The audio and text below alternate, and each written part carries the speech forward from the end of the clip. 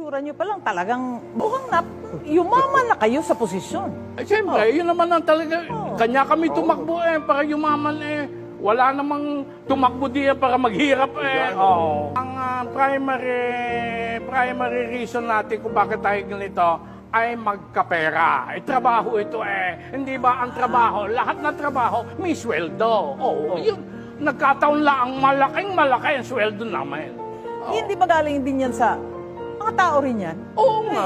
Kanya nga. Gayon lang naman yun di pinagkatiwalaan na kami di pati pera pinagkatiwalaan na nila sa amin.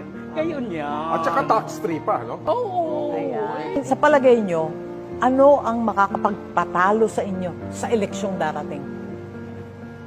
Pag natuto na ang mga tao, matatalo siguro ako. Pero hindi pa naman mangyayari yan. Hindi pa naman nangyayari yan. Yun ang... Pero palagay ko, yun lang iniilagan ko. Huwag lang sila matuto agad.